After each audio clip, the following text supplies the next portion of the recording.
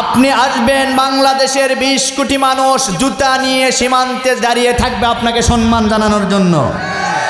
তবে আমি বলতে চাই, আপনি আসবেন, আমাদের কোনো আপত্তি নাই। আসার আগে আপনি অবশ্যই আমাদের আবু সাইদ ভাইকে ফিরিয়ে দিতে হবে। আসার আগে আমাদের মুগ্ধ ভাইকে ফিরিয়ে দিতে হবে। আসার আগে আমাদের কোরআনের মুফাসসির আল্লামা সাইদিকে ফিরিয়ে দিতে হবে। যদি দিতে পারেন আসবেন, আর যদি দিতে না পারেন কোনোদিনও স্বপ্ন দেখবেন না এই বাংলাদেশের মাঝে আপনার জন্য হারাম হয়ে গেছে।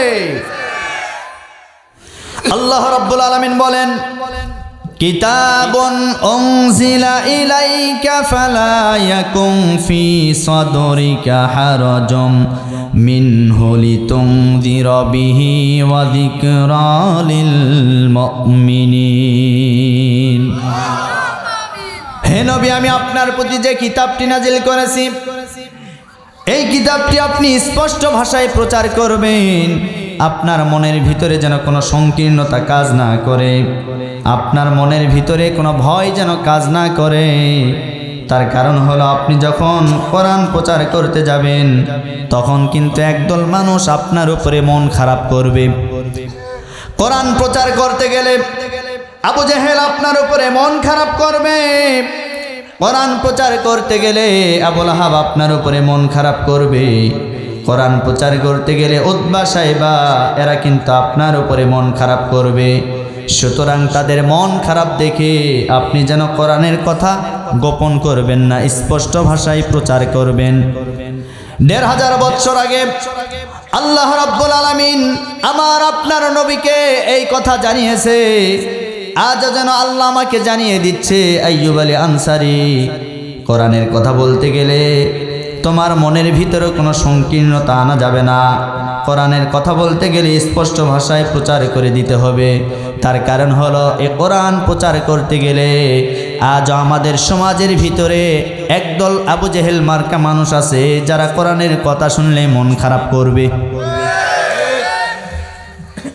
আপনাদের এলাকায় যাদের অ্যালার্জি আছে, অ্যালার্জি খেয়াল করে দেখবেন, অ্যালার্জি মার্কা মানুষ যারা আছে, যাদের শরীরে অ্যালার্জি আছে, এই সমস্ত মানুষগুলি বেগুন খাওয়া লাগবে না। বেগুন দেখলেই তাদের শরীরে চুলকানি হয়। তার মানে কোরআনের কথা যারা শুনলে মন খারাপ করবে, বুঝতে হবে এরা সাধারণ কোনো মানুষ না, এরা আবু জেহেল। কোনো সন্দেহ আছে? আর আল্লাহর কোরআনের কথা যারা গোপন করে রাখবে, আল্লাহ বলেন আসমানের নিচে জমিনের উপরে এই মানুষগুলা সবচাইতে বড় জালিম। এবার দলিল শোনেন, আল্লাহ বলেন, ওমান আযলামু মিম্মান কাতামা শাহাদাতান ইনদাহু মিনাল্লাহ। ওই ব্যক্তির চাইতে বড় জালিম আর কে হতে পারে? আমার কিতাবের কথা যার দেহের ভিতরে আছে, যে মানুষটা আমার কিতাবের জ্ঞান রাখে, অথচ দুনিয়ার সামান্য লোভ লালসার কারণে, দুনিয়ার সামান্য টাকা পয়সার কারণে, ক্ষমতার চেয়ার পাওয়ার জন্য আমার কথাগুলি গোপন করে রাখে। এই 15টি বছর আমরা দেখেছি এমন কিছু আলিম ওলামা আমার বাংলাদেশে তৈরি হয়েছিল, যারা সামান্য টাকা পয়সা পাওয়ার জন্য এমন এমন মানুষকে তারা জান্নাতের 7 মাথায় পৌঁছায়া দিত। কথা বলেন না কেন? এদেরকে কি আপনি আলিম বলবেন? এরা জালিম, জালিম। সুতরাং আল্লাহর কোরআনের কথা স্পষ্ট ভাষায় বলতে হবে, কোনো জায়গায় গোপন করা যাবে না। আমিও সেই জয়পুরহাট থেকে আপনাদের ঝিনাইদহের এই মহেশপুর থানায় এসেছি কোরআনের কথাগুলি স্পষ্ট ভাষায় বলার জন্য। এখন এটা যদি কোনো দলের বিরুদ্ধে চলে যায়, এই দোষটা কি আমার না আল্লাহর? দেখছেন, আল্লাহর বলে দোষ। আল্লাহকে দোষ দেওয়া যাবে? দোষ কার? আমাদের। যদি আমাদের ভিতরে এই দোষগুলি থাকে, অপরাধগুলি থাকে, অবশ্যই আজকের মাহফিলে আমরা সংশোধন হয়ে বাড়িতে যাব। কারা কারা রাজি আছেন দুটি হাত তুলে আল্লাহকে দেখায়া দেওয়া যাবে তো ইনশাল্লাহ? দেখেন, আমি আপনাদেরকে কিছু তথ্য দিতে চাই ইনশাল্লাহ। যুবক ভাই যারা আছেন, নড়াচড়া করবেন না। আপনিও যুবক, আমিও যুবক, এজন্য যুবকদের সম্পর্কে স্পেশাল কিছু বক্তব্য আমার থাকে। এটা আমি প্রত্যেকটা মাহফিলে বলার চেষ্টা করি, থাকবে ইনশাল্লাহ, আজকেও থাকবে, তবে যাওয়া যাবে। তার কারণ এই যুবকদেরকে আজকে ভালো করা লাগবে। যুবকরা আজকে দেখবেন মহিলাদের ভেষ ধরা শুরু করছে, কি কথা বলেন না কেন? এজন্য এদের সম্পর্কেও কিছু আলোচনা থাকবে, তবে আমাকে একটু সময় দিতে হবে। অনেক দূর থেকে এসেছি, অনেক দূর থেকে এসেছি। আমি কিন্তু গতকালকে প্রোগ্রাম করেছি জয়পুরহাট, প্রোগ্রাম করে আপনাদের মাহফিলের উদ্দেশ্যে আমি রওনা দিয়েছি। এত কষ্ট করে আসলাম, যদি আমার কাছ থেকে কিছু মেসেজ যদি আপনারা না নেন, এই আসা যাওয়ার ভিতরে কোনো ফায়দা হবে? সুতরাং আমাকে সময় দিবেন তো ইনশাল্লাহ? দেওয়া যাবে তো ইনশাল্লাহ? আল্লাহ কবুল করুন, সকলে পড়ছে আল্লাহুম্মা আমিন। আমার ভাইয়েরা, আমি আপনাদের সামনে সূরাতুল মুলক থেকে 2টা আয়াতে কারিমা তেলাওয়াত করেছি। এই সূরা এমন একটি সূরা, আল্লাহ রাব্বুল আলামিন 114 সূরা নাজিল করেছেন। এর ভিতরে অন্যতম একটি সূরা। নবীজি হাদিস শরীফের ভিতরে বলেন, কোন মানুষ যদি প্রত্যেক দিন রাত্রিবেলা ঘুমানোর পূর্বে সূরা মুলুকের যদি আমল করতে পারে, ওই মানুষটাকে রব্বুল আলামিন কিয়ামতের ময়দানে এই সূরাটা তাকে জান্নাতে নিয়ে যাওয়ার জন্য আল্লাহর সাথে ঝগড়া করবে। কোন মানুষ যদি সূরা মুলুকের আমল করতে পারে, আল্লাহ রাব্বুল আলামিন তার কবরের আযাবটা মাফ করে দিবে। এজন্য গুরুত্বপূর্ণ একটি সূরা। এই সূরার শুরুতে রব্বুল আলামিন তার রাজত্বের কথা বলেছেন। মুলক মানে রাজত্ব, মুলক মানে ক্ষমতা। আজকে সারা পৃথিবীতে এই ক্ষমতা নিয়ে আমাদের মাঝে দ্বন্দ্ব আছে না নাই? প্রত্যেকটা জায়গায় শুধু ক্ষমতা নিয়ে দ্বন্দ্ব। এজন্য আজকে ক্ষমতা নিয়ে আজকে আপনাদেরকে কিছু বলতে চাই। আল্লাহ রাব্বুল আলামিন সুন্দর করে প্রথম নাম্বার আয়াতে কারিমার ভিতরে জানাই দিয়েছেন, তাবারাকাল্লাযী বিয়াদিহিল মুলক ওয়া হুয়া আলা কুল্লি শাইইন কাদির। আল্লাহ রাব্বুল আলামিন বলেন, পবিত্র সত্তা তো তিনি, যিনি সব কিছু থেকে পবিত্র, যার কোনো অপবিত্রর কোনো লেশ মাত্র নাই, যিনি সব কিছু থেকে পবিত্র, সেই সত্তার হাতেই পৃথিবীর সকল ক্ষমতা। আচ্ছা, এখন জবাব দিয়ে আপনারা বলেন তো, ক্ষমতার মালিক কে? আরো জোরে বলেন। কিন্তু আজ আমার সমাজের ভিতরে আমরা মনে করি ক্ষমতার মালিক হচ্ছে জনগণ। আমরা যারা বলি ক্ষমতার মালিক জনগণ, নিঃসন্দেহে এরা আল্লাহর ক্ষমতাকে বিশ্বাস করে না। কিন্তু আপনি লক্ষ্য করে দেখবেন, যারা ইসলামী আন্দোলনের নেতা আর কর্মী হবে, এদের ভিতরে শুধুমাত্র একমাত্র কেবলমাত্র ক্ষমতার পাওয়ারের মালিক যে আল্লাহ, এ বিশ্বাস আছে। কিন্তু আর ইসলামী আন্দোলনের নেতা কর্মী ছাড়া তারা মনে করে by the people, for the people, of the people, সকল ক্ষমতার মালিক হচ্ছে জনগণ। কিন্তু আমি আপনাদেরকে বলতে চাই, সকল ক্ষমতার মালিক জনগণ না, by the Allah, for the Allah, of the Allah, অর্থাৎ সমষ্টিগতভাবে অর্থ হচ্ছে সকল বিষয়ের ক্ষমতার মালিক একমাত্র আমাদের আল্লাহ। সে আল্লাহর প্রতি বিশ্বাস স্থাপন করতে হবে। আজকে আমরা দুনিয়াতে যারা আছি, আমরা যারা ক্ষমতায় বসে আছি, আমরা মনে করি এই ক্ষমতা আমাদের জন্য চিরস্থায়ী। যে যখন চেয়ারে বসে সে তখন গিয়ারে ওঠে। এই যে আমরা এখন চেয়ারে আছি, আমরা মনে করছি আমরা গিয়ারে আছি, কিন্তু না, এই চেয়ারে বসলে আপনাকে মনে করা লাগবে এই চেয়ার কারোর জন্য চিরস্থায়ী না। আরেকটি কথা আপনাদেরকে বলতে চাই, আল্লাহ রাব্বুল আলামিন বলেছেন, তুইজ্জু মান তাশা ওয়া তুযিল্লু মান তাশা। সম্মান দেওয়ার মালিক আল্লাহ, বেইজ্জতি করার মালিক আল্লাহ। আল্লাহ এই পৃথিবীতে অনেক মানুষকে ক্ষমতা দেওয়ার পরেও বেইজ্জতি করেছেন ক্ষমতার চেয়ারে বসিয়ে। তার প্রমাণ হলো ডব্লিউ বুশ। বুশ যখন ক্ষমতায় ছিল, সামান্য একটা সাংবাদিকের জুতার বাড়ি খেয়ে ক্ষমতার পদ থেকে তাকে ছাড়তে হয়েছে। আর সর্বোপরি আমরা 5 আগস্টের দিন আমরা লক্ষ্য করে দেখলাম, বাংলাদেশে ওই বুশের উত্তরসূরিরা এই 5 আগস্টে চেয়ারে থেকে রব্বুল আলামিন তাদেরকে নাস্তানাবুদ করে দিয়েছে। সুতরাং ক্ষমতা নিয়ে কেউ অহংকার করবেন না। ক্ষমতা আজ আছে, কাল নাও থাকতে পারে। এই ক্ষমতা কারোর জন্য চিরস্থায়ী না। এই ক্ষমতা চিরস্থায়ী করার জন্য নমরুদ চেষ্টা করেছিল, পারে নাই।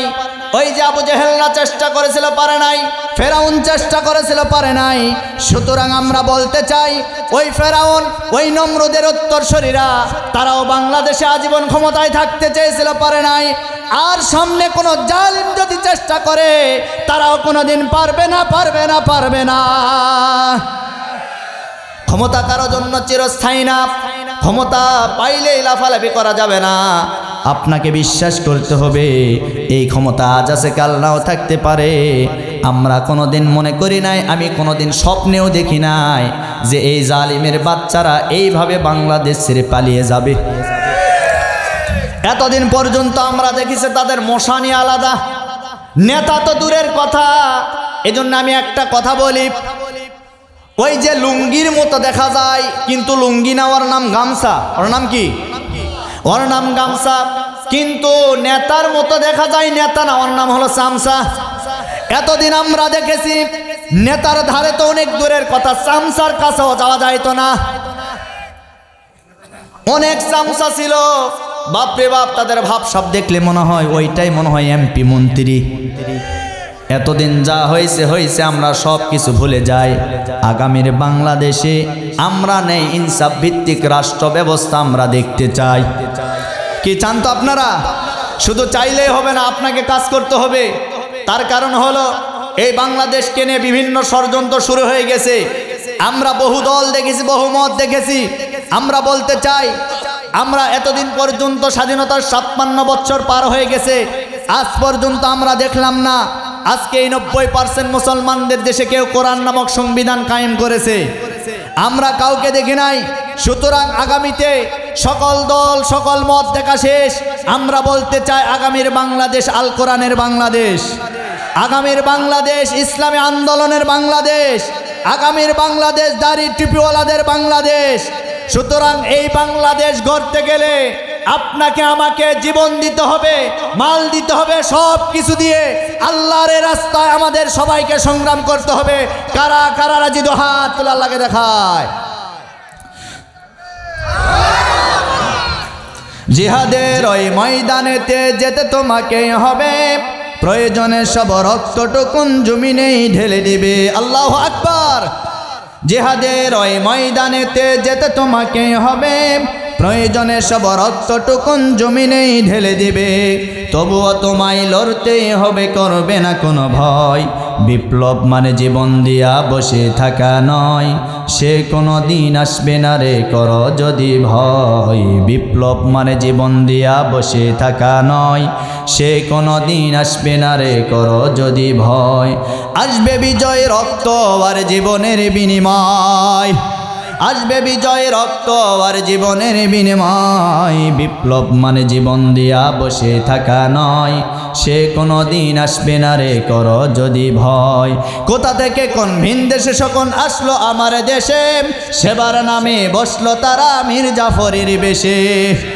কোথা থেকে কোন ভিন দেশে শকুন আসলো আমার দেশে, সেবার নামে বসলো তারা মীর জাফরের বেশে।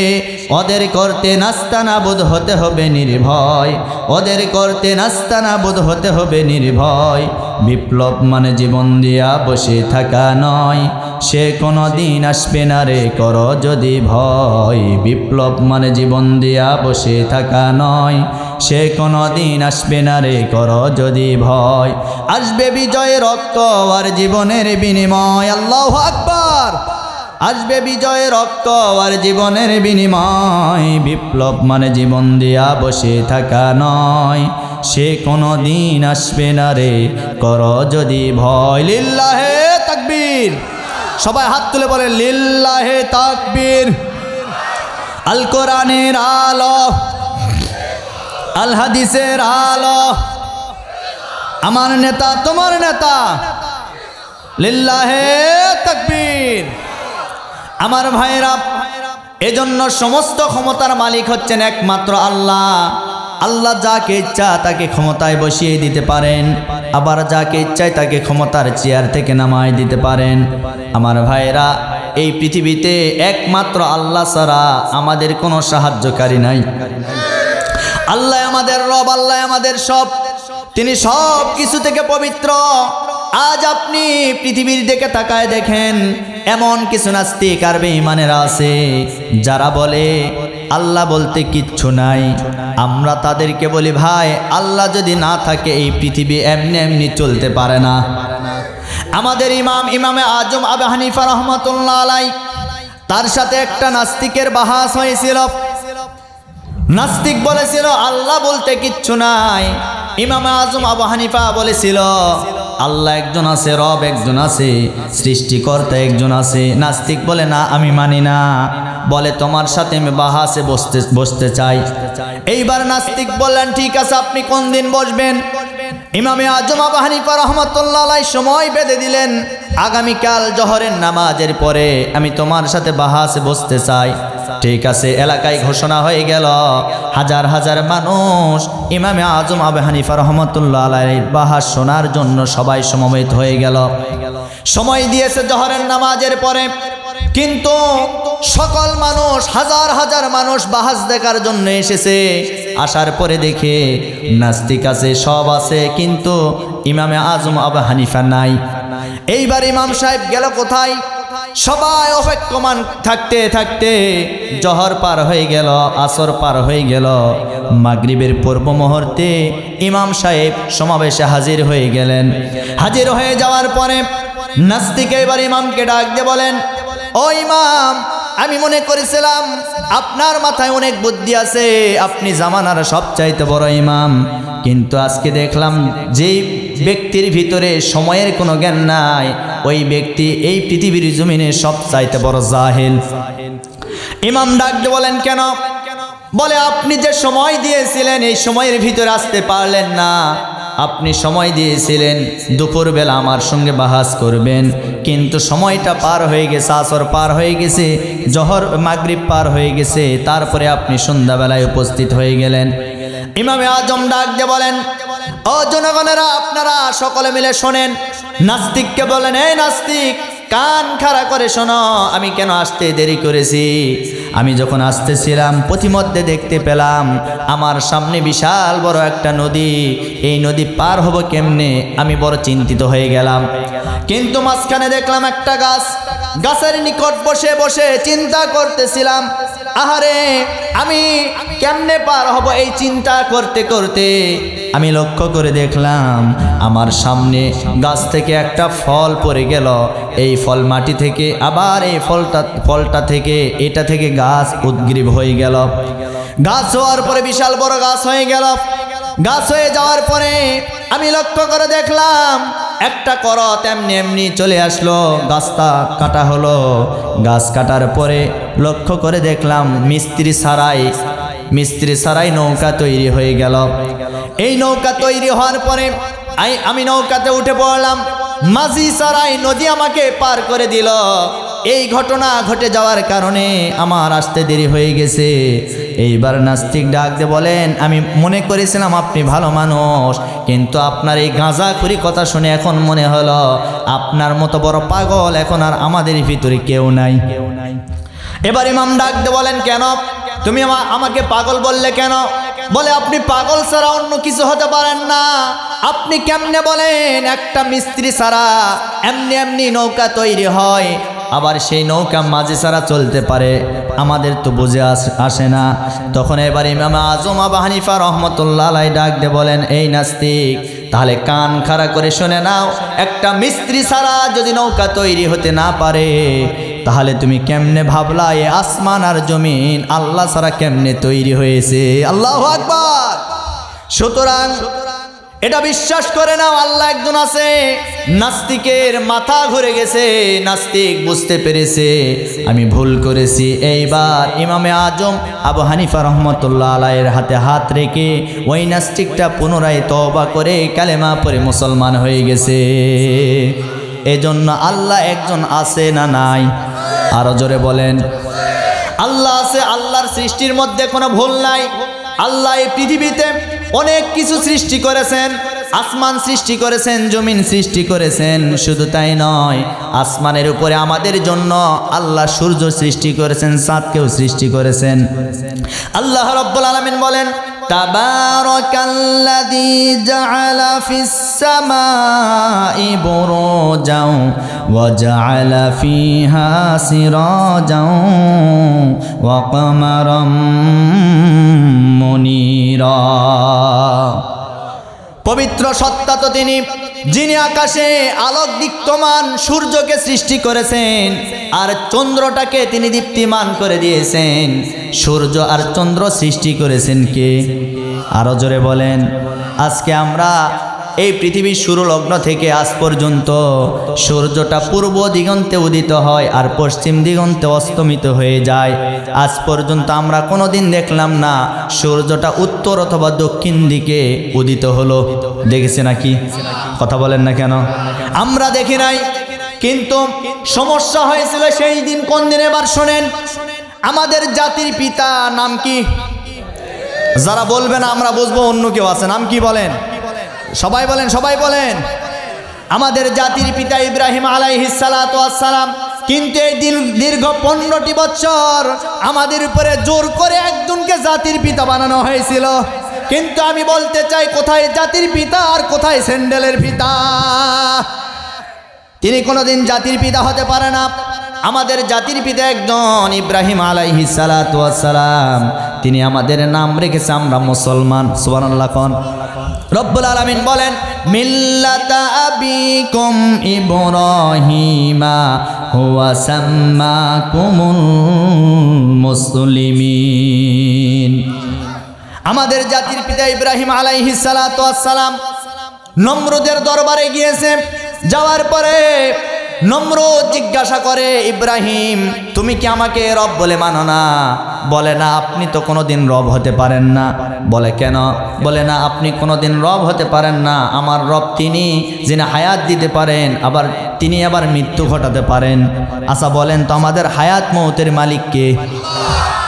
ইব্রাহিম আলাইহিস সালাতু ওয়াস সালাম এই কথাটা যখন নমরুদকে বললেন, নমরুদ জবাব দিয়ে বললেন, ও ইব্রাহিম তুমি হয়তো জানো না, আমিও তো হায়াত দিতে পারি, আমিও তো মৃত্যু ঘটাতে পারি। তুমি কি জানো? বলে বাপরে বাপ, এটা আবার কেমন কথা? আপনি যদি আজকে সত্যি কোনো মানুষকে যদি জিন্দার মৃত্যু ঘটাতে পারেন, তাহলে আমি সহ আমার পুরো গোষ্ঠী আপনার হাতে হাত রেখে আমি ওয়াদা করলাম আপনাকে আমি রব বলে মানব। এই কথা বলার পরে নমরুদ বললেন, ঠিক আছে। জেলখানা থেকে একটা ফাঁসির আসামিকে, যে আসামির ফাঁসি হবে ওই আসামিকে ধরে নমরুদ নিয়ে আসলেন। নিয়ে আসার পরে বললেন, ইব্রাহিম দেখো এই আসামিটা ফাঁসি হয়ে যাবে, আমি একে জীবন দিয়ে দিব।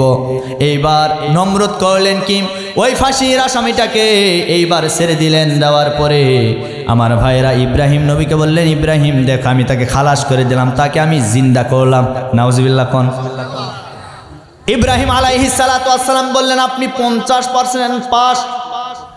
কত পার্সেন্ট? 50% আপনি পাস করেছেন। এইবার বাকি থাকে 50%। এখন আপনি দেখি তো আপনি মৃত্যু ঘটান। একটা নিরপরাধ মানুষকে ধরে নিয়ে আসলেন। নিয়ে আসার পরে ওই মানুষটাকে ফাঁসির কাস্টে ঝুলিয়ে মারলেন। মারার পরে এইবার নমরুদ বললেন, ইব্রাহিম দেখো আমি মানুষকে জিন্দাও করতে পারি, মৃত্যুও দিতে পারি, ফাঁসি দিয়ে দিলাম, তাকে আমি মারলাম। ইব্রাহিম আলাইহিস সালাতু ওয়াস সালাম বললেন, সব ঠিক আছে, আপনি 80% পাস করেছেন, এখন বাকি আছে 20%। এই 20% যদি আপনি পাস করতে পারেন, আমি ইব্রাহিম বললাম আমি আপনাকে রব বলে মেনে নিব, কোনো অসুবিধা নাই। ইব্রাহিম আলাইহিস সালাতু ওয়াস সালাম এবার বললেন, আপনি যদি খোদা হয়ে থাকেন, আপনি যদি রব হয়ে থাকেন, তাহলে আমার রব যিনি, আমার খোদা যিনি, তিনি প্রতিদিন পূর্ব দিগন্তে সূর্যটা উদিত করে আর পশ্চিম দিগন্তে তিনি অস্তমিত করে। আপনি যদি সত্যি রব হয়ে থাকেন, তাহলে আজকে আপনি দেখাতে হবে আপনাকে পশ্চিম দিগন্তে সূর্যটা উদিত করতে হবে আর পূর্ব দিগন্তে সূর্যটাকে অস্তমিত করে দিতে হবে। পাতলা পায়খানা শুরু। কি শুরু? আচ্ছা বলেন তো, পারবে? কথা বলেন না কেন? তিনি কোনোদিন পারবেন না। যখনই এই কথা বললেন, বলার পরে মাথা নিচু হয়ে গেল। কিছুক্ষণ পরে বললেন, এই ইব্রাহিম এই তো যুদ্ধপরাধী হয়ে গেছে, একে গ্রেফতার করো, জেলখানায় বন্দি করো। এই কথা যখন বললেন গ্রেফতার করা হলো। অনেক লম্বা ঘটনা, আমি সেদিকে যাচ্ছি না। সুতরাং আমি বলতে চাই, সূর্য এবং চন্দ্র আমাদের আকাশের উপরে আছে, এগুলি সৃষ্টি করেছেন কে? সব কিছু আমাদের যিনি নিয়ন্ত্রণ করেন তিনি কে? আরো জোরে বলেন। আল্লাহ একজন আমাদের আছে, তিনি আমাদের রব, তিনি আমাদের। ও ঝিনাইদহবাসী, খুব খেয়াল করে শুনবেন, আল্লাহর প্রতি বিশ্বাস স্থাপন করতে হবে। আপনি কোন পথে চলে যাচ্ছেন, আল্লাহর প্রতি আপনার বিশ্বাস নাই। আল্লাহ একজন আছে, শুধুমাত্র আল্লাহ শব্দ দিয়ে আমরা আল্লাহর পরিচয় পেয়ে যাব। যেমন আমরা আল্লাহকে ডেকে আল্লাহ বলে, আল্লাহ শব্দ লিখতে গেলে 4টা হরফের দরকার আছে না নাই? এর ভিতরে 1 নাম্বার শব্দ আলিফ। আলিফ থেকে আমরা আল্লাহর পরিচয় পাব। আল্লাহ রাব্বুল আলামিন সুন্দর করে জানাই দিয়েছেন, আল্লাহু লা ইলাহা ইল্লা হুয়াল হাইয়ুল কাইয়্যুম লা তাখুযুহু সিনাতুন ওয়ালা নাওম। তিনি তো সেই ইলাহ, তিনি চিরঞ্জীব, তিনি চিরস্থায়ী। এরপরে আল্লাহ হচ্ছেন, তিনাকে নিদ্রাও স্পর্শ করে না, তিনাকে তন্দ্রাও স্পর্শ করে না। আল্লাহর ঘুম আছে নাকি? আরো জোরে বলেন। আল্লাহর কোনো ঘুম নাই, আল্লাহর কোনো নিদ্রা নাই।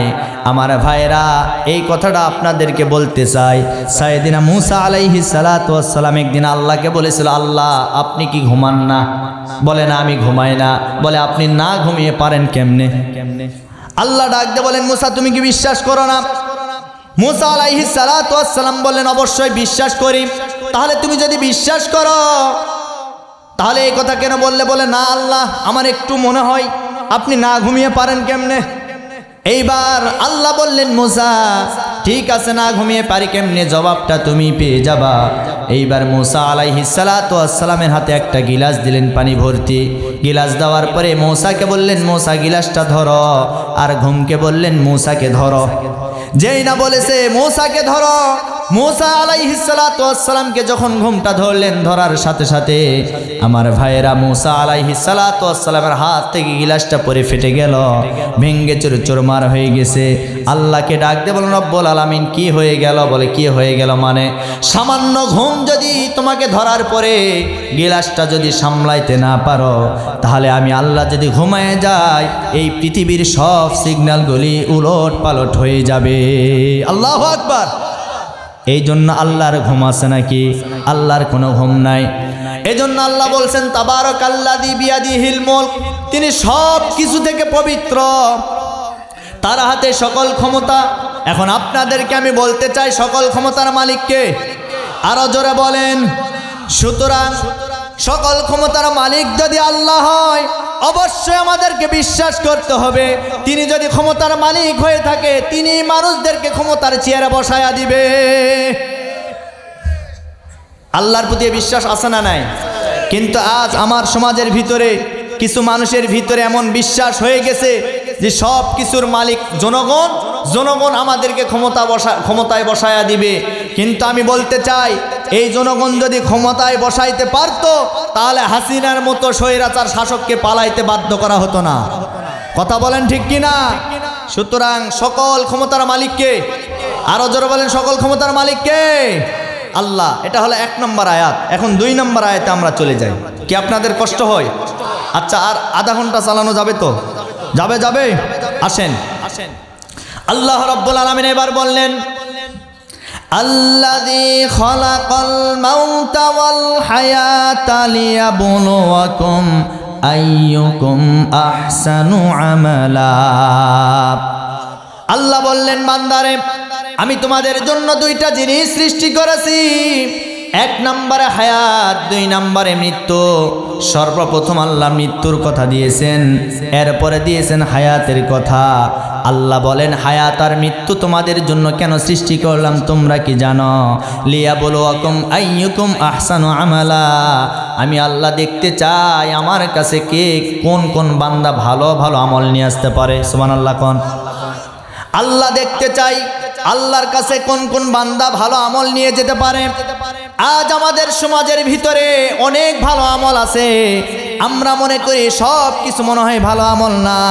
ভালো আমলের সার্টিফিকেট আপনারা দিলে হবে না, ভালো আমলের সার্টিফিকেট আল্লাহ দিতে হবে। কথা বলেন না কেন? ভালো আমলের সার্টিফিকেট কে? এবার শোনেন, আল্লাহ রাব্বুল আলামিন বলেন, তুমিনুনা বিল্লাহি ওয়া রাসূলিহি ওয়া তুজাহিদুনা ফি সাবিলিল্লাহি বিআমওয়ালিকুম ওয়া আনফুসিকুম যালিকুম খায়রুল লাকুম ইন কুনতুম তা'লামুন। আল্লাহ রাব্বুল আলামিন বলেন, এক নম্বরে আল্লাহর প্রতি ঈমান, দুই নম্বরে রাসূলের প্রতি ঈমান, তিন নম্বরে এই ঈমানের দাবি অনুযায়ী তোমাদেরকে আল্লাহর রাস্তায় সংগ্রাম করতে হবে জান আর মাল দ্বারা। এইটাই তোমাদের জন্য ভালো কাজ। আজকে আমাদের সমাজের ভিতরে হাজারো দল আছে না নাই?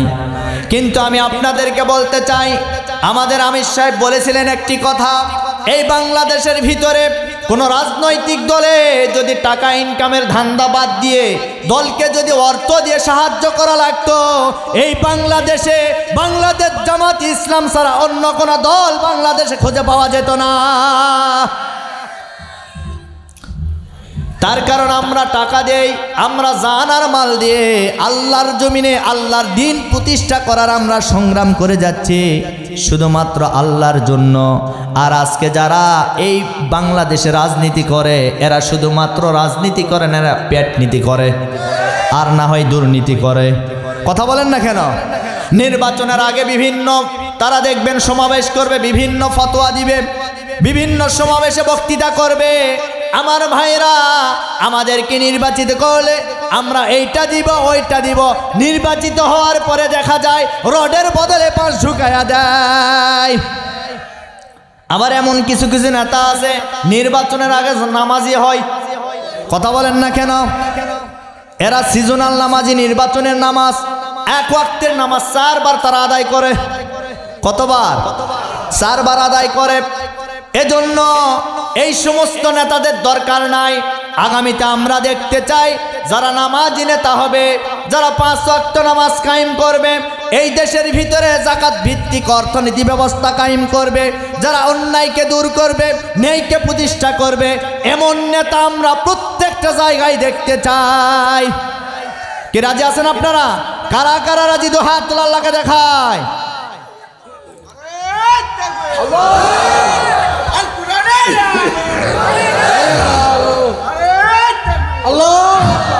সম্মানিত ভাইরা আমার, তাহলে আল্লাহ দুইটা জিনিস সৃষ্টি করেছেন, এক নম্বরে মৃত্যু, 2 নম্বরে হায়াত। আল্লাহ মৃত্যু কেন দিলেন? সর্বপ্রথম মৃত্যুর কথা কেন আসলো? তার কারণ হলো আল্লাহ দেখতে চায় কোন কোন বান্দা ভালো ভালো আমল করতে পারে। এই পৃথিবীর জমিন আমার দিকে লক্ষ্য করেন, এই পৃথিবীর জমিনটা নিঃশেষ হয়ে যাবে, আমরা সবাই একদিন মারা যাব। মারা যাওয়ার পরে আমরা এই দুনিয়ার জগতে আছি, দুনিয়ার জগৎ থেকে আমরা যে জগতে চলে যাব সেই জগতের নাম হচ্ছে আলমে বারজাক, অর্থাৎ কবরের জগৎ।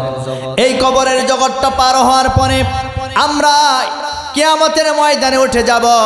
ওই কিয়ামতের ময়দানে আমার ভাইরা ওঠানোর পরে আমাদের বিচার কার্য শুরু করা হবে। কিয়ামতের ময়দানে রব্বুল আলামিন 2টি দলে আমাদেরকে বিভক্ত করবেন। আওয়াজ দিয়ে বলেন কয়টি? আরো জোরে বলেন। 1 নম্বরে জান্নাতি, 2 নম্বরে জাহান্নামী। জান্নাতি বান্দা বান্দি যারা হবে, রব্বুল আলামিন তাদেরকে ডান হাতে আমলনামা দিয়া জান্নাতের ভিতরে প্রবেশ করায় দিবে। আর জাহান্নামী যারা হবে তাদেরকে পিছন দিক দিয়া তাদের আমলনামা বাম হাতে ধরিয়ে দেওয়া হবে। জান্নাতি যারা হবে এই সমস্ত মানুষগুলি জান্নাতে চলে যাবে হাসতে হাসতে। বিশ্বনবী মুহাম্মদুর রাসূলুল্লাহ সাল্লাল্লাহু আলাইহি ওয়াসাল্লামের আগে কেউ জান্নাতে প্রবেশ করতে পারবে না। নবীজি আমার জান্নাতের গেটের সামনে তার উম্মতদেরকে নিয়ে দাঁড়িয়ে যাবে। দাঁড়ানোর পরে জান্নাতের যে দ্বাররক্ষক ফেরেশতা থাকবে, ওই দ্বাররক্ষক ফেরেশতা জিজ্ঞাসা করবে, মান আনতা, আপনি কে? নবীজি বলবেন, আনা মুহাম্মদ, পড়েন সাল্লাল্লাহু আলাইহি ওয়াসাল্লাম, আমি হচ্ছে মুহাম্মদ সাল্লাল্লাহু আলাইহি ওয়াসাল্লাম। নবীজিকে এই কথা নবীজি বলার পরে ফেরেশতারা বলবে আপনার জন্য আমরা এতদিন অপেক্ষায় ছিলাম, আপনি এসেছেন, আপনার জন্য জান্নাতের গেটটা ওপেন করে দেওয়া হবে।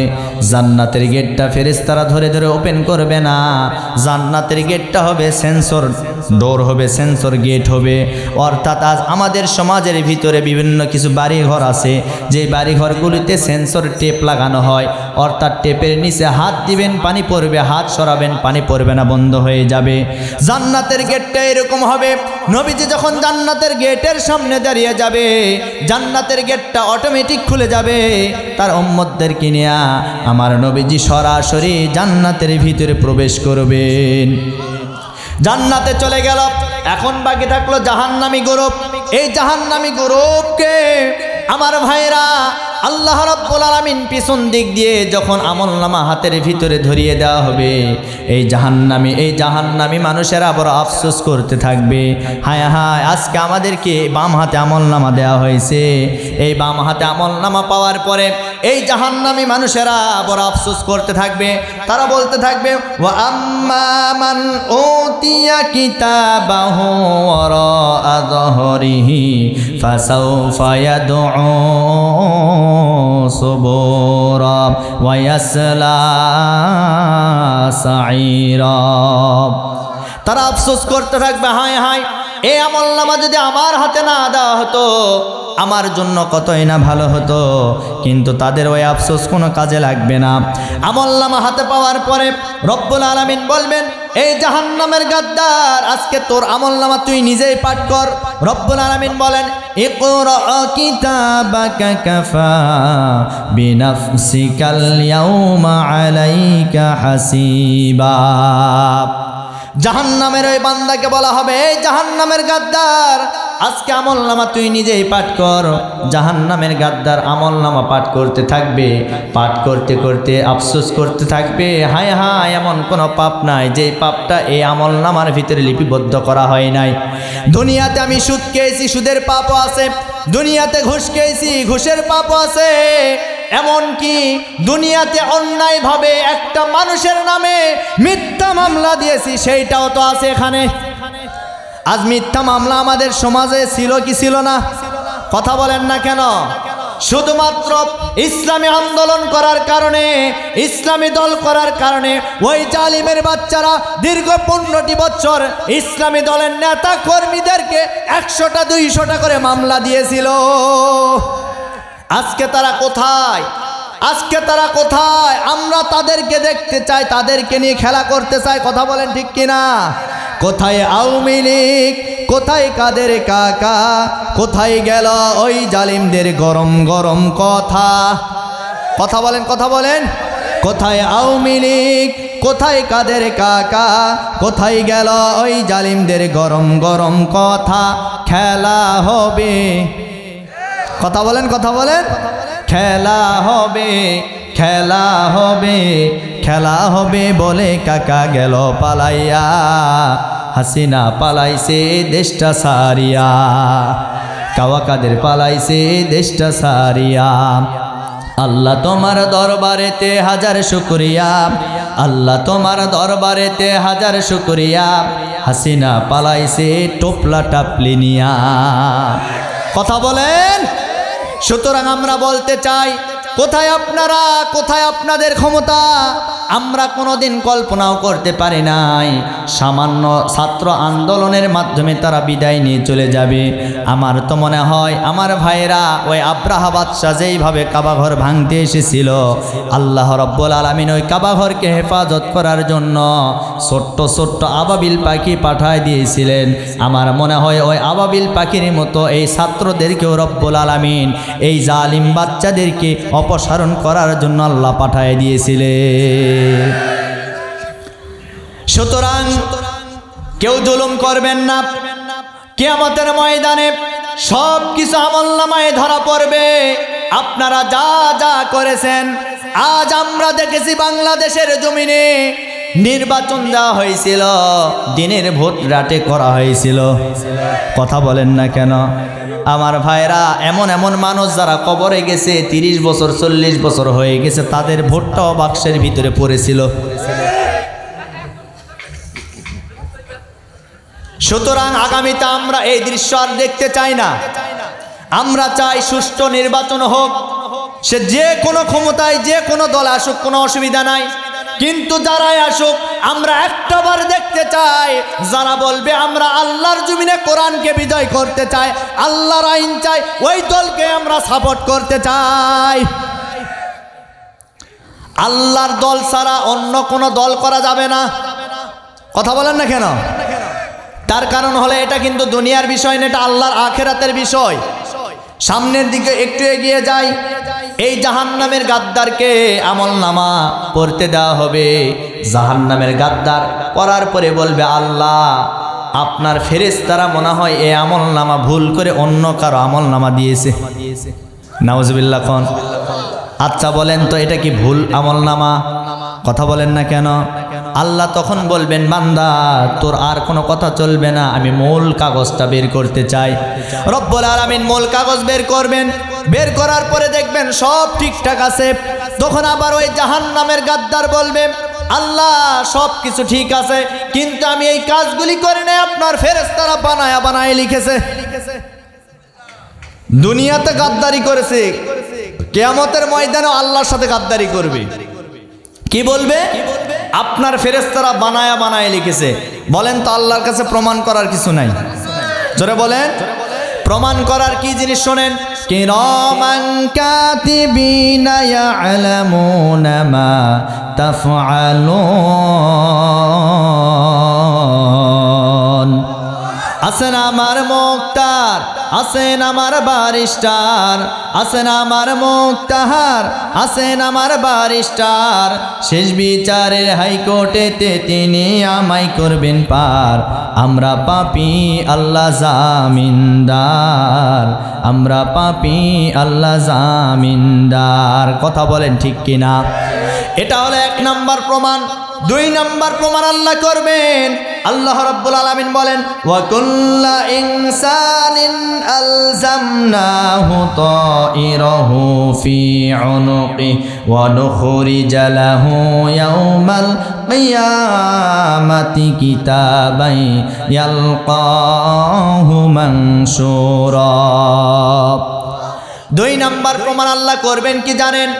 এই পৃথিবীতে আমরা যারা মানুষ, আমাদের প্রত্যেকের গলার নিচে একটা করে সিসি ক্যামেরা আল্লাহ রাব্বুল আলামিন ফিট করে দিয়েছেন। এই পৃথিবীতে আমরা যারা মানুষ, আমাদের প্রত্যেকের গলার নিচে একটা করে সিসি ক্যামেরা আছে। আমার ভাইয়েরা, আজকে দুনিয়ার জমিনে মানুষ যখন সিসি ক্যামেরা তৈরি করেছে, ওই সিসি ক্যামেরার ভিতরে কেউ যদি চুরি ডাকাতি করে ধরা পড়ে কি পড়ে না? এটা দুনিয়ার মানুষের সিসি ক্যামেরা তৈরি করা। এই সিসি ক্যামেরায় যদি মানুষ ধরা পড়ে, তাহলে আল্লাহ রাব্বুল আলামিন যে সিসি ক্যামেরা তৈরি করেছে, সেই সিসি ক্যামেরার হাত থেকে আমরা কেউ বাঁচতে পারবো না। আমার ভাইরা, সব প্রমাণ আদি যখন একেবারে সাব্যস্ত হয়ে যাবে, রব্বুল আলামিন তখন বলবেন, ও জাহান্নামের গাদ্দার, আজকে তোর কোনো কথা চলবে না, তোর কোনো কথা চলবে না। রব্বুল আলামিন জাহান্নামের মুখটা, জাহান্নামী বান্দাদের মুখটা তখন বন্ধ করে দিবেন। বন্ধ করে দেওয়ার পর আল্লাহ রাব্বুল আলামিন বলেন, আল-ইয়াওমা নাখতিমু আলা আফওয়াহিহিম ওয়া তুকাল্লিমুনা আইদিহিম ওয়া তাশহাদু আরজুলুহুম বিমা কানু ইয়াকসিবুন। সেই কিয়ামতের ময়দানে জাহান্নামী বান্দা বান্দীদের হাত কথা বলবে, পা কথা বলবে। এই হাত দ্বারা কোন কোন ভালো ভালো মানুষদের নামে মিথ্যা মামলা দিয়া, রায় দিয়ে ফাঁসির কাস্টে ঝুলিয়েছে, কিয়ামতের ময়দানে হাত তাদের বিপক্ষে চলে যাবে। আজকে জগৎ বিখ্যাত কোরআনের মুফাসসির আল্লামা সাঈদী সাহেবকে আজকে ওই জালিমের বাচ্চারা দীর্ঘ 12 থেকে 13টি বছর কারাগারে বন্দী করে রাখার পরে ইনজেকশনের সুজ দ্বারা আমাদের কোরআনের মুফাসসিরকে শহীদ করে বিদায় করে দিয়েছে।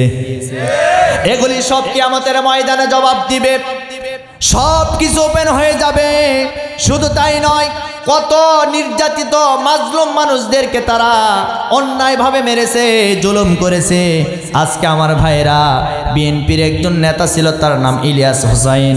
এই মানুষটার মৃত্যুর খবর যখন শুনলাম, চোখের পানি আমি আটকাইতে পারি নাই। দীর্ঘ 1 থেকে 1.5 ঘন্টা একটা অডিও কল আমি শুনতেছিলাম, চোখের পানি পড়তেছিল। এই জালিমের বাচ্চারা এত কঠিন ছিল, এই জালিমের বাচ্চারা ফেরাউনের চাইতো খারাপ ছিল।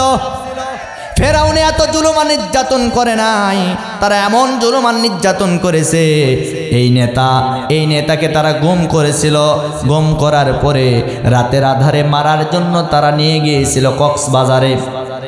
নিয়ে যাওয়ার পরে এই মানুষটাকে মারার পরে এই লাশটা গুম করার জন্য তারা সমুদ্রে ভেসে দিয়েছে। সমুদ্রে এমনভাবে ফেলে দিয়েছে, তার পেটের নাড়ি ভুঁড়ি সব কিছু বের করেছিল। বের করার পরে পেটের ভিতর বড় বড় পাথর ঢোকাইয়া দিয়েছে, পেটটা সেলাই করে সমুদ্রের ভিতরে নিক্ষেপ করেছে।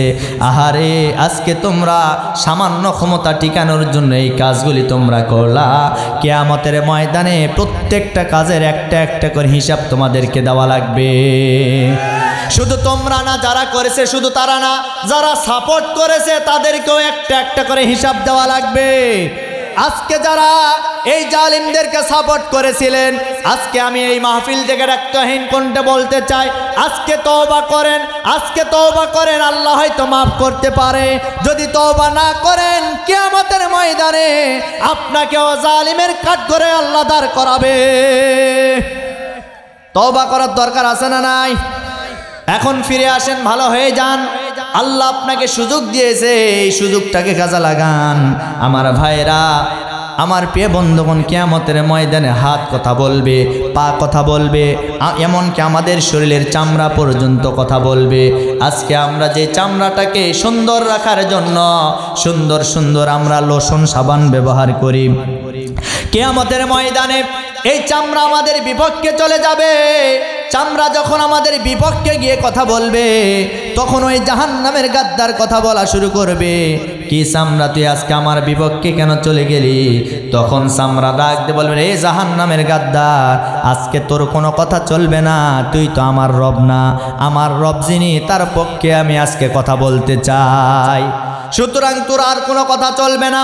এইভাবে সব কিছু যখন বিপক্ষে চলে যাবে, রব্বুল আলামিন তখন বলবেন, ফেরেশতাদেরকে বলবেন, খুযূহু ফাগুল্লু সুম্মাল জাহিমা সাল্লু সুম্মা ফি সিলসিলাতিন যারউহা সাবউনা যিরাআন ফাসলুকু। আল্লাহ রাব্বুল আলামিন কিয়ামতের ময়দানে ফেরেশতাদেরকে বলবেন, এই ফেরেশতাদেরকে ধরো, 70 হাত ডান্ডা মেরে লাগাও। আজকে যেমন দাগি দাগি আসামিদেরকে হাতে ডান্ডা বেড়ে পায়ে ডান্ডা বেড়ে লাগানো হয়, কিয়ামতের ময়দানে জাহান্নামের গাদ্দারদেরকে হাতের ভিতরে পায়ের ভিতরে 70 হাত করে ডান্ডা বেড়ে লাগানো হবে। ডান্ডা বেড়ে লাগানোর পরে তারা জাহান্নামে যেতে চাইবে না। রব্বুল আলামিন বলেন, ওয়াসিকাল্লাযীনা কাফারু ইলা জাহান্নামা যুমারা। জাহান্নামে যেতে চাইবে না। ফেরেশতারা তাদেরকে পিছন দিক দিয়ে হাঁকায়া হাঁকায়া জাহান্নামে নিয়ে যাবে। জাহান্নামে নিয়ে যাওয়ার পরে জাহান্নামে ফেলে দেওয়া হবে। জাহান্নামে যখন চলে যাবে, যাওয়ার পরে তাদেরকে এমনভাবে আযাব আর গজব দেওয়া হবে। আমার নবী যে বলেন, জাহান্নামের আগুন কত ভয়ানক আগুন হবে, এবার তোমরা শোনো। আমার ভাইয়ের, আজকে দুনিয়ার আগুন লাল বর্ণের, কিন্তু জাহান্নামের আগুন লাল বর্ণের হবে না। জাহান্নামের আগুনের কালার হবে কালো বর্ণের, ঘোর অন্ধকার হবে। জাহান্নামীরা ওই অন্ধকার আগুনের ভিতরে পড়ে যাবে। বিশ্বনবী মুহাম্মদুর রাসূলুল্লাহ সাল্লাল্লাহু আলাইহি ওয়াসাল্লাম বলেন, জাহান্নাম কত গভীরতা হবে। জাহান্নামের উপর থেকে একটা পাথর যখন নিচের দিকে ফেলে দেওয়া হবে, এই পাথরটা জাহান্নামের তলদেশ স্পর্শ করতে 70 বছর সময় লেগে যাবে। জাহান্নামে এত গভীরতা হবে। এরপরে জাহান্নামীরা জাহান্নামে যাওয়ার পরে জাহান্নামের আযাব তাদেরকে ভক্ষণ করতে দেওয়া হবে। এই জাহান্নামী গাদ্দারের আযাব সহ্য করতে পারবে না, তারা পিপাসার্ত হয়ে যাবে। এমন সময় তারা পানি খেতে চাইবে, রব্বুল আলামিন তাদেরকে পানি দিবেন। এমন পানি দিবেন, উত্তপ্ত গরম ফুটন্ত পানি দিবেন। এই ফুটন্ত গরম পানি খাওয়ার পরে এই জাহান্নামের বান্দারা মুখ দ্বারা পানি প্রবেশ করাবে, পিছনের রাস্তা দিয়ে নারী বুড়ি সব বের হয়ে যাবে। ও আমার বাবাজিরা, যুবক ভাইরা, আজকে কার পিছনে দৌড়াও? আজকে কোন দলের পিছনে দৌড়াও? আজকে তুমি মনে করছো দুনিয়ায় আমাদের জন্য শেষ না। নবীজি বলেন, আর দুনিয়া সিজনুল মুমিন ওয়া জান্নাতুল কাফির, দুনিয়া মুমিনদের জন্য জেলখানা, কাফিরদের জন্য বালাখানা। আজকে আমার ভাইরা, জেলখানা মানে আটকানো জায়গা। আজকে জেলখানা কত কঠিন, এতদিন পর্যন্ত তারা বুঝতে পারে না, কিন্তু এখন বুঝতে পারছে পলক। কথা বলেন না কেন? বাপরে বাপ, আয়না ঘর তৈরি করেছিল, আয়না ঘর তৈরি করেছিল। এই আয়না ঘরের ভিতরে নিরপরাধ মানুষদেরকে ঢোকায় দিয়েছে।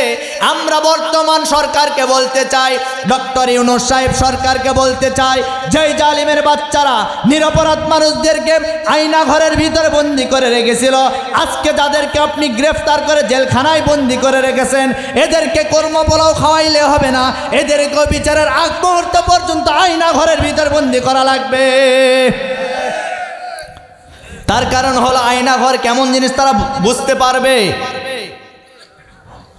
কিন্তু আল্লাহর বিচার, আল্লাহর ধরা বড় শক্ত ধরা। আল্লাহ বলেন, ফেরাউন রে, বেশি লাফালাফি করিও না, এমন ভাবে ধরব নীল নদের ভিতরে চুবায়া ডুবায়া দুনিয়া থেকে বিদায় করব। আল্লাহ সেইটাই করেছে। নমরুদকে আল্লাহ বলেছিল, বেশি লাফালাফি করিও না, ল্যাংরা পোষা দ্বারা সাইজ করে দুনিয়া থেকে বিদায় করে দিব। আমার ভাইরা, ওই নমরুদ আর ওই ফেরাউনের উত্তরসূরিদেরকে রব্বুল আলামিন বলেছিল, বেশি লাফালাফি করিও না, যেই ট্রাইব্যুনাল গঠন করে আলিমদের বিচার করছো, সেই ট্রাইব্যুনালেই তোমাদের বিচার করা হবে। আজকে বিচার শুরু হয়ে গেছে। আল্লাহর বিচার আছে না নাই? কথা বলেন না কেন? আল্লাহর বিচার আছে। আল্লাহ বলেন, ইন্না বাতশা রাব্বিকা লাশাদীদ, আমি আল্লাহ সহজে কাউকে ধরি না, কিন্তু যখন একবার ধরি তার গোষ্ঠী সুদ্ধা উদ্ধার করে ছাড়ি। আজকে একটা চামচাকেও খুঁজে পাওয়া যাচ্ছে না। কথা বলেন না কেন? তার মানে এটা ধরেছে কে? আরো জোরে বলেন। সুতরাং আমরা বলতে চাই, বেশি লাফালাফি করবেন না, আল্লাহর ধরা কঠিন ধরা। এ যুবক ভাইরা, আমি আপনাদেরকে বলতে চাই, মুরব্বী বাবারা, আপনারাও খেয়াল করে শোনেন, আজকে জাহান্নামের আযাব আমরা কিন্তু কেউ সহ্য করতে পারবো না। আমাদের সামনে জাহান্নাম অপেক্ষা করছে। আজকে যেই যুবকরা নামাজ ছেড়ে দিয়েছেন, খবরদার খবরদার নামাজ ছেড়ে দিবেন না। তার কারণ হলো, আজকে দুনিয়াতে নামাজ আপনি পড়বেন না, নামাজ না পড়ার কারণে জাহান্নামের ভিতরে আপনাকে যাওয়া লাগবে। আজকে যুবকরা দেখবেন মেয়েদের ভেষ ধরে চলাফেরা করে, মেয়েরা আবার ছেলেদের ভেষ ধরে। কথা বলেন না কেন? আজকে যুবকদেরকে বলা হলো, যুবকরা তোমরা টাকনুর উপরে কাপড় পরো, আর যুবকরা দেখে টাকনুর নিচে কাপড় পরে। আর মহিলাদেরকে বলা হলো, তোমরা টাকনুর নিচে কাপড় পরো, আর মহিলারাই দেখবেন টাকনুর উপরে কাপড় পরে। এমন একটা জামা বের হয়েছে, নাম দিয়েছে প্লাজো, একেবারে হাঁটুর উপরে। কথা বলেন না কেন?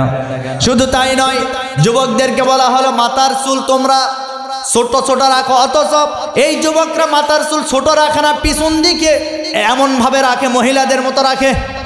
এরপরে কান ছিদ্র করে কানের ভিতরে দেয় দুল। কথা বলেন না কেন?